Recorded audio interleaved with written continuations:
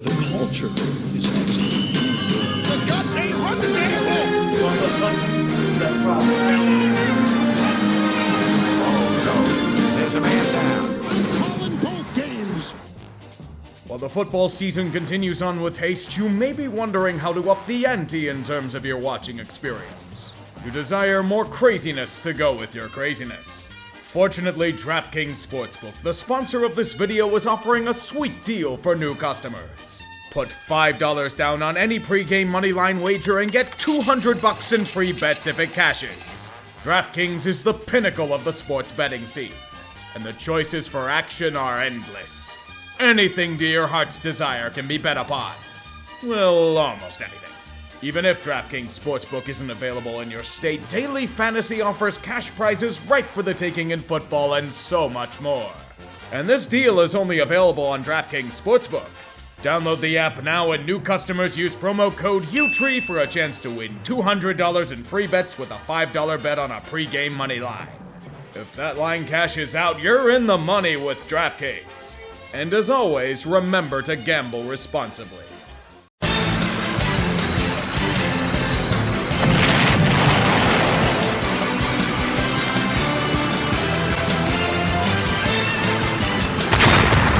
I want my 3 hours back.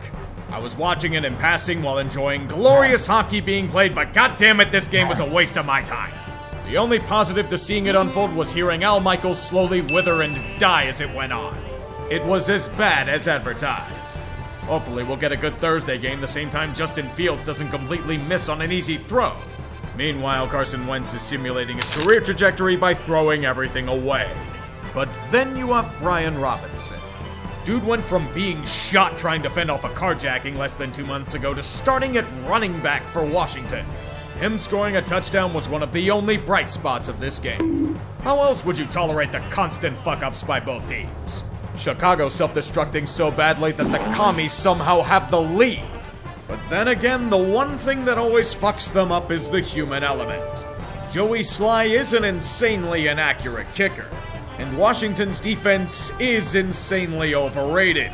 Chicago somehow has a chance to win with seconds left. Crazy, I know. Fake toss to the end zone, and it is juggled. Did he catch it? Fucking up the fourth down conversion because you didn't have possession at the goal line. That's a fitting way to end this shitfest. Perhaps this is the dirt that Dan Snyder was talking about when he speaks of taking the league down with him. Do it, Dan. We will dance in the flames of chaos.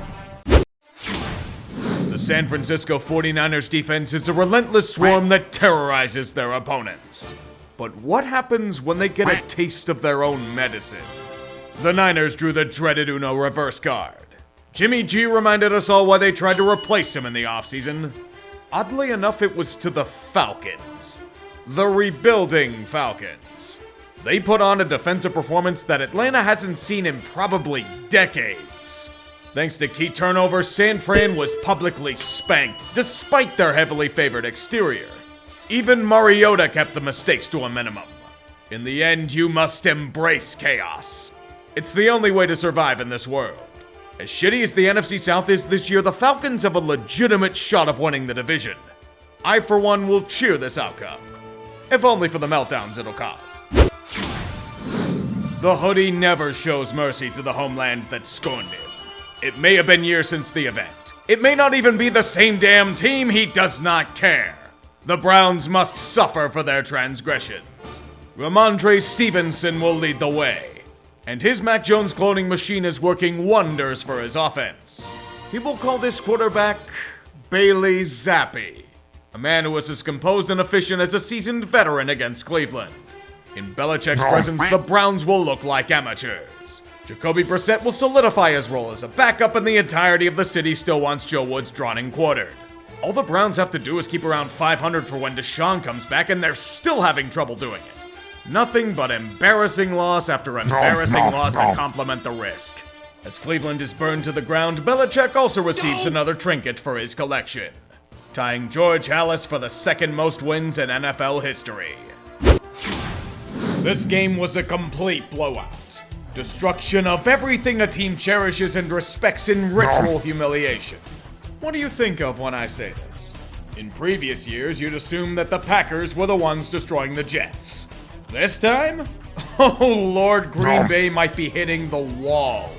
Their offense is atrocious. Aaron Rodgers needs to be reeled in, yet Matt LaFleur is too passive to even consider the thought. You bring in all of these weapons, yet Rodgers only bothers to throw to Randall Cobb or Alan Lazard. He's suiciding himself with endless hero ball that you'd think his name was Carson Wentz. Not to mention his offensive line is awful. The Jets zoned in their game plan to emphasize these glaring flaws. The Packers' special teams unit did the rest, self-destructing upon even a wind of resistance.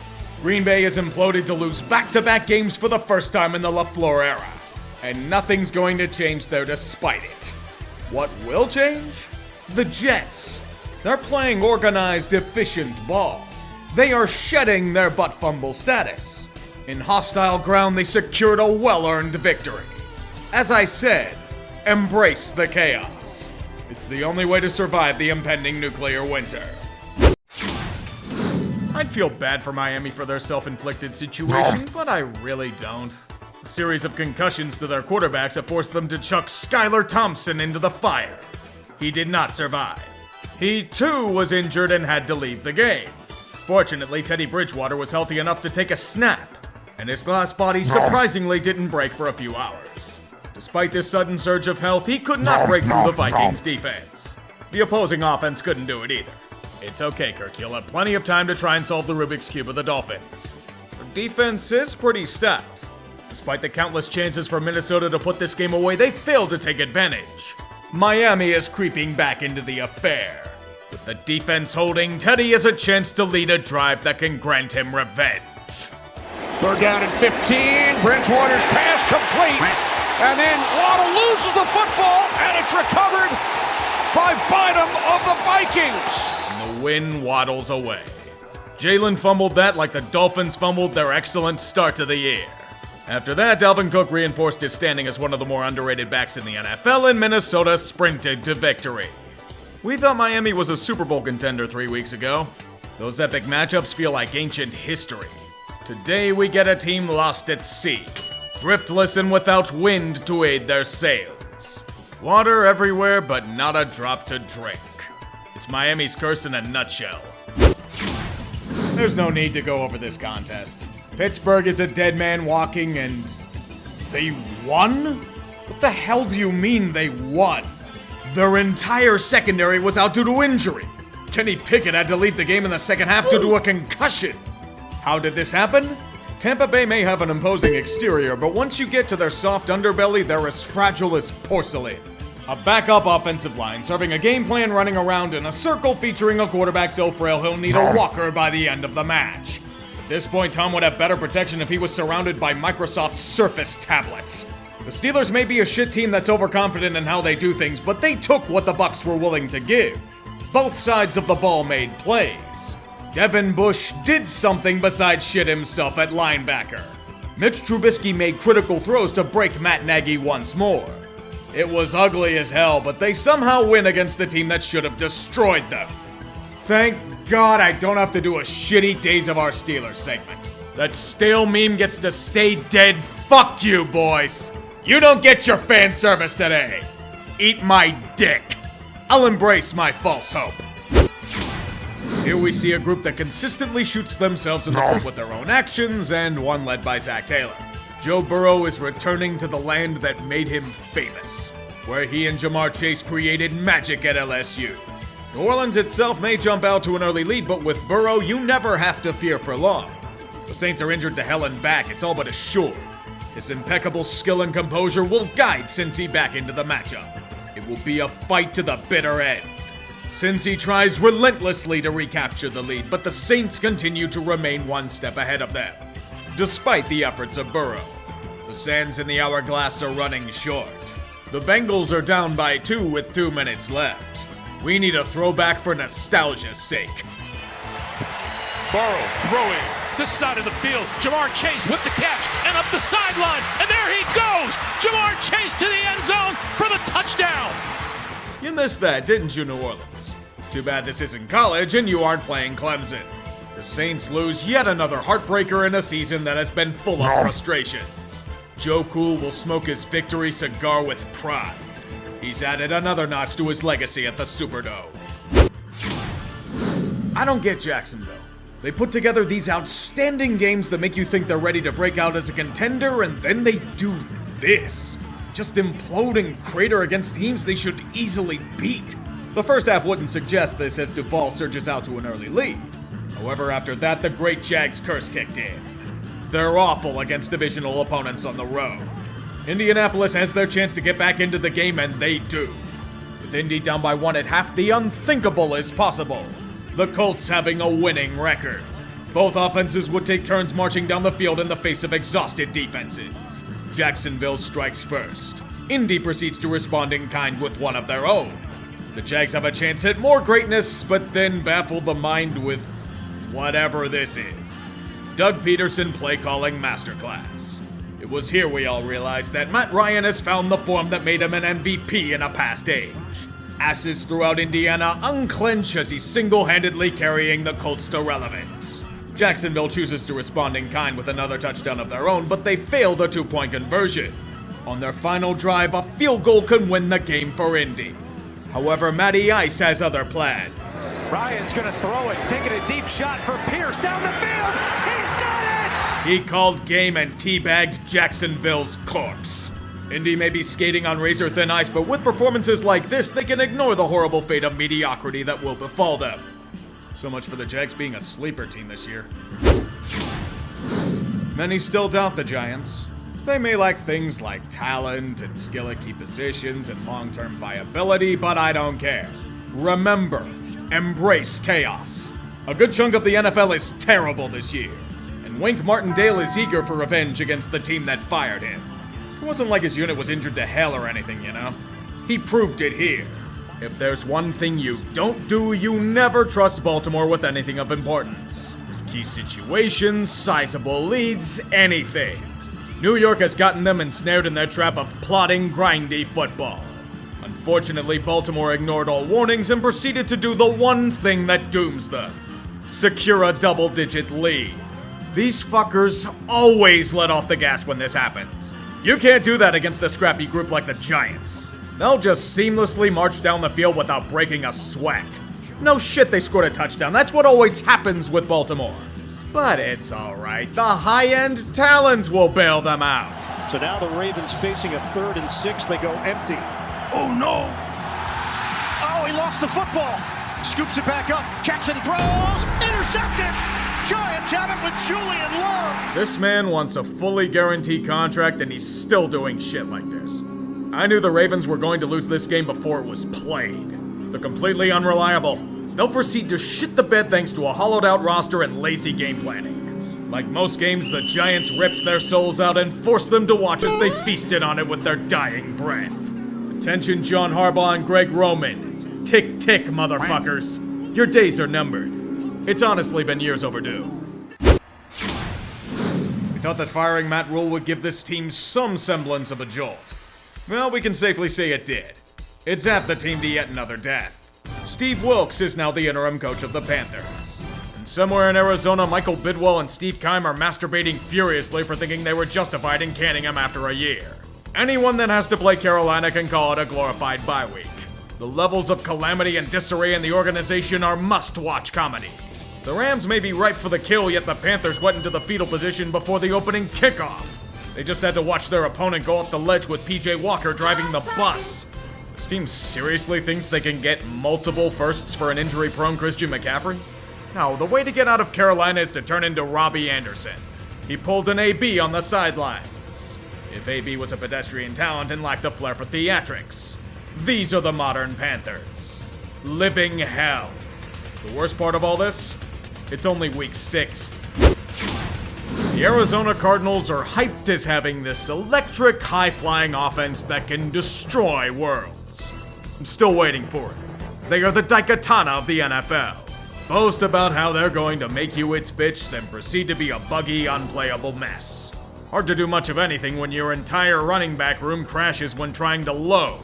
This is the so-called offensive genius of Kingsbury. Ice cold starts on offense and endless fuck-ups in key situations. Arizona still has no kicker, so they proceeded to boot away any chance at a win in the process. 4th and 4 in the second quarter, underthrow the ball to an open man. 4th and 2 at the 35, fucking chuck it deep Grossman style. 4th and 2 at the 25, get sacked in a different time zone. They gave Kyler a film study clause, but what is there to study when he's being ruined by this awful scheming? Seattle won by default as the fun kind of 8-9 franchise that lifts spirits during a rebuilding year. Meanwhile, Arizona screwed porn star style and the head coach and GM's asses are roasting on a spit. Yeah, this team needs the cancer of Robbie Anderson on it. Next week, they'll be trading everything for a set of Texas Tech banners. We all remember what happened against these teams in January. One of the greatest games the NFL has ever seen. A battle between gods. This rematch did not disappoint. It was a duel that exemplified the best the league has to offer. More of a defensive-oriented game, but one with both showcasing quality football. The claimants to the AFC throne fighting to reclaim the title. Buffalo seeking vengeance for 13 seconds, 2 plays, and the bad fortune of a flipped coin. Things are so casual that Harrison Butker is breaking his team's record for longest field goal and nobody bats an eyelash. It's a contest where every mistake is amplified. Since there aren't too many of those to even go around, slowly the clock ticks away. Slowly both teams will take shots at their opponent. A heavyweight bout where billions of dollars in damages are done by collateral. It's a proving ground for Buffalo. Down by 3 with 5 minutes left, they will need a drive to overcome the elements of Arrowhead. Every yard precious in the no man's land of war. But time continues to whittle away. And Josh Allen needs to needle a strike. Here comes Allen. Looking long. Throws to the end zone. And the ball is caught! Buffalo has secured the lead, but they're not out of the woods yet. They know all too well that Kansas City bullshit is very real. 1st and 10. Mahomes intercepted! And that's Taron Johnson with the theft! The Bills are granted vengeance. Their temporary place on the throne of the AFC is secure. Any challengers must go through them and them alone. Rest, Buffalo. You have more than earned this win. But do not become complacent. The NFL world is a very cutthroat place. Dallas fans sure talked a lot of shit before this week. The Eagles are frauds, they said. They'll bow down to the might of the blue and white star, they said. After this match, they'll move the goalposts by saying they were starting a backup quarterback. Yes, Cooper Rush did suck in this game, but quit sleeping on the fucking Eagles. I hate anything resembling Philadelphia, yet even I can acknowledge that this team is legit. You boys can as well. You'll inhale copium and say it's cute how you snuck back into the game, but Philly will continue to fly into the night. Do you see the bullshit happening with the Phillies? The devil magic has spread to the Eagles, and they have soared overall in the NFL, much to the chagrin of the rest of us. Talk your shit, Philly. You've more than earned the right to do so. Oh, God. We have to watch Russ cook up a disease-ridden souffle on prime time yet again. It's times like these when I wish euthanasia was legal. I don't want to live in a world where Brandon Staley and Nathaniel Hackett fumble through the playbook of a cheesecake factory. I would wish this was the worst we had, but no, my friends. The NFL was the one cooking up an MVP performance. This was the greatest display of Refball I've seen in my lifetime. Never has there been such impactful nudging and hackneyed interpretation of flavor of the week rules in a single game. You inadvertently fall into the quarterback when evading a blocker? Roughing the passer. You touch a quarterback anywhere on his body? Roughing the passer. The defender jumps off sides? False start on the offense. You're not a reputable cornerback in the league? Get charged with 11 billion pass interference penalties. Come on, no need to rig the game like this. Denver's shit enough to lose it on their own. You'd think someone would try to take advantage of such bullshit, but the Broncos are too busy comprehending the meaning of the Grinch who stole Christmas. The Chargers are simply trying to save their timeouts to reinvest in overtime. This guy's supposed to be a mastermind? Dude makes Anthony Lynn look like Bill Belichick. In the end, we all lose because someone unfortunately has to win. And the NFL queefed in our faces with another controversial play. What the hell was that guy doing in front of the fair catch anyway? Honestly, I don't give a shit. Just end the damn game. Brandon Staley was saved from his own incompetence, and the refs were awarded Offensive Players of the Week. Dustin Hopkins made 4 field goals with a fucked hammy, though. Someone give that guy a 6-figure bonus. Brothers and sisters, gather round and heed my warning. The snake will always lurk in the garden. He will tempt you with treasures not of this world. A deceiver of the highest order. He who besmirches the word of God for his own gain. Jack Easterby believed that chaos was a ladder, corrupter of souls, the creamer worm tongue of the Texans. He sent the organization to hell as he danced in the decadence of sin. Brothers and sisters, what do you do when you find this snake in the garden? You kill it. You harness the power of the Lord and you say, "Devil, I will not submit to your evil. Get your presence out of my house. The wicked have no room in my life." There is only one name for snakes like Jack Easterby.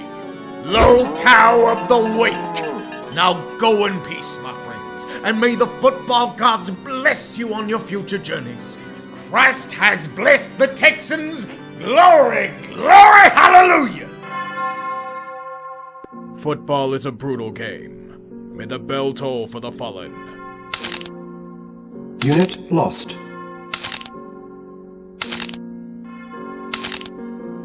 Unit lost. Unit lost. Unit lost.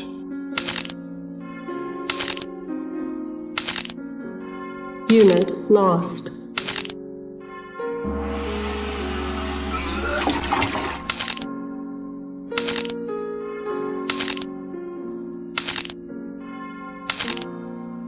Unit lost.